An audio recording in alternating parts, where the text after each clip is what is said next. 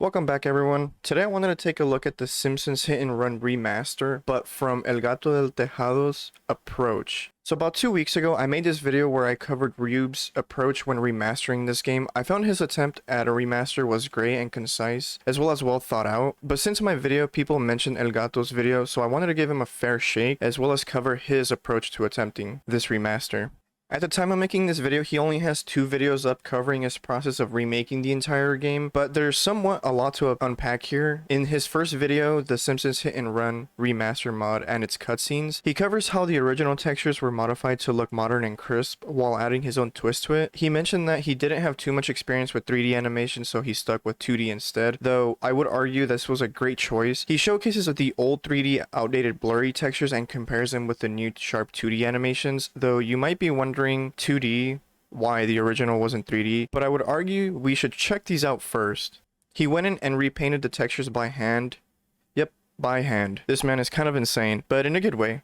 He painted the billboards, plants, doors, windows, grass, I mean you name it. The effort he's put into this remaster is wild, and to be honest, the results really do show it. But he didn't just stop there, he also did the characters, cinematic cutscenes, movements, and the entire set of Springfield, as well as fixing some of the issues with Homer and Lisa's character models from the original, as well as the new models he dropped in when trying to drop them into the game. He walks us through this process in his second video, which is the Simpsons Hit and Run remaster mod and its cutscenes number 2. For Homer, he found a character model online and edited it in Blender from the ground up. The original was okay, but it was kind of disproportioned for something more modern like what he's trying to achieve. So he decided to update it, though when he decided to drop the new character model in-game, it was a bit off. The textures weren't aligned well. This was also true for Lisa's character, the model was just messed up. Same goes for her hair and arms, but after he fixed it though, it seemed pretty good. They were running really well and they looked fairly decent in-game. He dives deeper into how he made everything look more cartoony. For the backgrounds, he used a method called rotoscope where you go in and trace everything by hand and animate it yourself, but this was good for the backgrounds. The characters, not so much. They still look 3D, which made them look a little awkward if I'm being honest. Moving through his video, this is when things get a little crazier. If you thought hand painting many of the textures that I mentioned before was a little insane, this man took on the entire task of redrawing the characters and cutscenes by hand. He did this by learning how Matt Groening, the creator, draws them. Doing this took the remaster to the next level. The assets, cutscenes, and even gameplay looks 100 million times better. I find reworking everything by hand is admirable because one guy doing all this on their own is just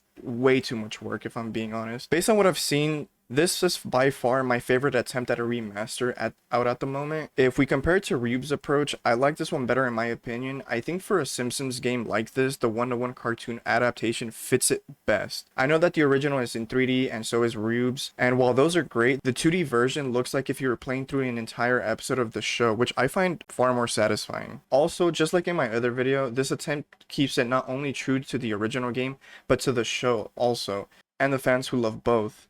But that's it. He only has 2 videos out so far. It only adds up to around 10 minutes of content / work. I can only assume he's still working on the remaster and will release more content in the future, and when he does, I'll make sure to check it out. I'll be the first one there. I'm invested in this iteration of the Simpsons Hit and Run remaster just because it's quite different from the other one I've seen. If you want to know what the other remaster is like, check out my video on it and make sure to let me know what you thought of this Hit and Run remaster's iteration. What did you like most about it? If there are any other remasters you'd like me to check out, do let me know. But that's all I've got for you today, and I'll see you guys in the next one.